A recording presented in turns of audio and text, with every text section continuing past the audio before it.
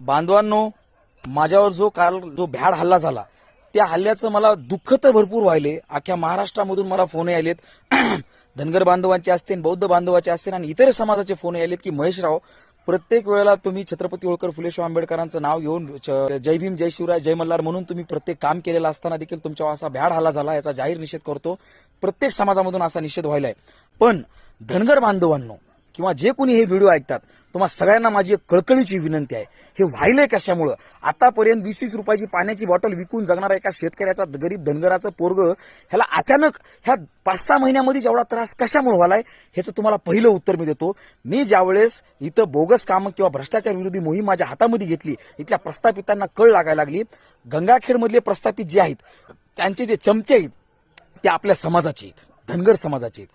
अकोली गावामध्ये जे प्रस्थापित आहेत ते आपल्या धनगर समाजाचे आहेत. आणि दोन्हीकडे यांना त्रास होऊ माझ्या कामाचा. म्हणून हे खरे प्रस्थापित कोण आहेत आणि खरे मला त्रास देणारे कोण आहेत याची सुरुवात कोण करायला तुम्ही फक्त ध्यान देऊ नका.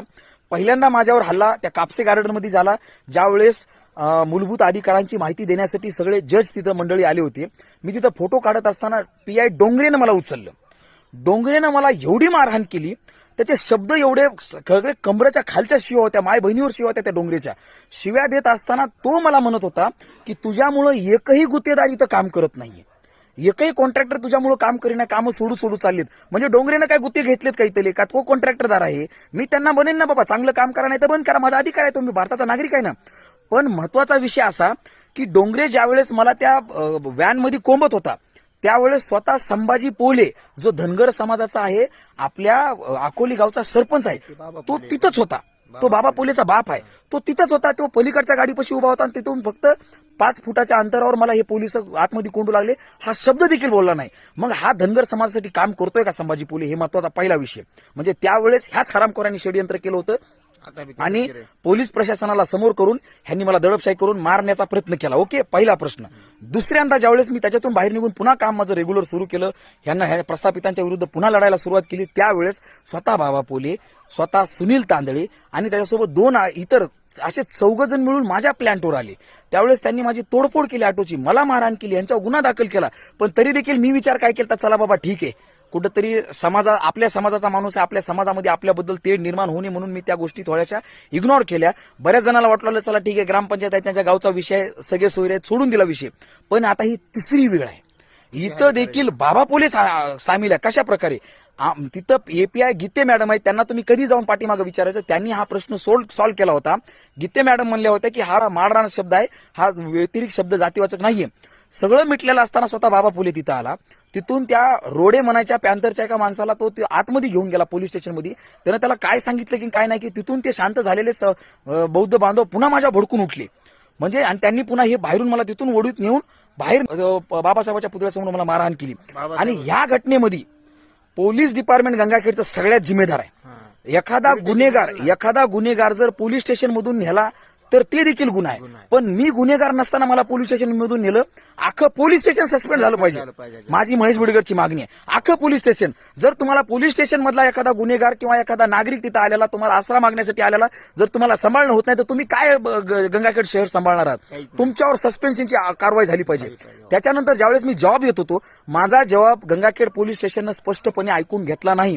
त्यांनी मला तिथून उचलत होतं जीव मारण्याच्या हेतूनं. माझ्या अंगावर 4 काट्या मोडल्या, बेल्ट मोडला आणि तो जो चौकडा घातलेला जो जाड्या पोरगा आहे त्या पोरानं अक्षरशः मला चाकू दाखवला. तो म्हणला इथंच खुपसून तुझा मर्डर करून टाकीन. मला जीव मारण्याच्या हेतून घेतलं. माझ्या गळ्यामध्ये तुम्हाला बऱ्याच वेळा दिसला असेल, माझ्या गळ्यामध्ये एक लॉकेट होतं 2 तोळ्याचं, ते लॉकेट देखील त्यांनी हिसकाटून घेतलं. माझ्या हातामधली अंगठी नेली 1 तोळ्याची हिसकाटून. म्हणजे त्यांनी चोरी, डकेती एवढे सगळे गुन्हे करून देखील त्या गीते मॅडम मला म्हणू लागल्या, नाही रे महेश, असं झालं नसेल रे महेश. अरे बाबा, तुम्हाला काय करायचं पोलीस स्टेशनला? तुम्हाला काय करायचंय? आणि बाबाचं नाव टाकल्याच्या नंतर ती गीते मॅडम म्हणली बाबा दुसऱ्याच कामासाठी आलता. बरं, दुसऱ्या कामासाठी आलता तर मग पॅन्थरच्या रोडेला त्यानं आतमध्ये कशाला ओढीत नेलं? आणि सीसीटीव्ही कॅमेरे चेक करा. आणि मी माझ्या बौद्ध बांधवाचं नाव घेणार नाही, पण माझ्याच बौद्ध बांधवांनी ज्यांना माझ्यावर भरोसा आहे त्यांनीच मला स्पष्ट सांगितलं की बाबा पोलेनं इथल्या माणसांना पैसे दिले, 20,000 रुपये दिले. हे बी तुम्हाला सांगतो, 20,000 रुपये दिले, म्हणले की ह्याला मारा. अरे एवढं तुझं काय बिघडिलं बाबा?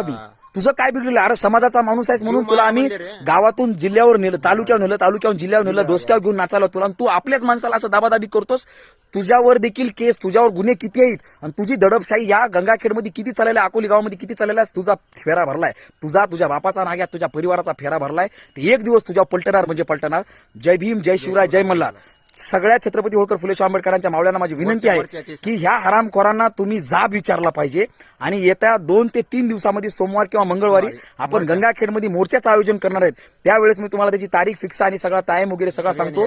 तुम्ही सगळ्यांनी तिथं उपस्थित राहा, कारण आता नाही तर कधीच नाही, कधीच नाही. कारण हे जे माझ्यावर षडयंत्र केले, हे मुंबईच्या धनगरांच्या आरक्षणाच्या अंमलबजावणीच्या दरम्यान मी बोललेल्या वाक्यावरून केले. तर इथूनच आपल्याला आता आरक्षणाची पुन्हा नव्यानं सुरुवात करायच्या, आणि एसटी आरक्षणाच्या अंमलबजावणीसाठी माझ्यासाठी हा लढा उभा करून हा एसटी आरक्षणाच्या अंमलबजावणीपर्यंत नेऊन आपल्याला थांबवायचा आहे. ओके, धन्यवाद सगळ्या भावांनो.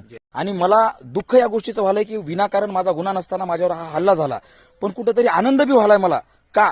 कारण हे जो आता जो त्यांनी प्रकरण काढलं, हे मुंबईमध्ये ज्या वेळेस मी धनगरांच्या आरक्षणासाठी मी माझ्या रक्ताचं पाणी करत होतो, तो तिथला विषय काढल्यामुळं कमीत कमी माझा धनगर समाज तरी एकवटला.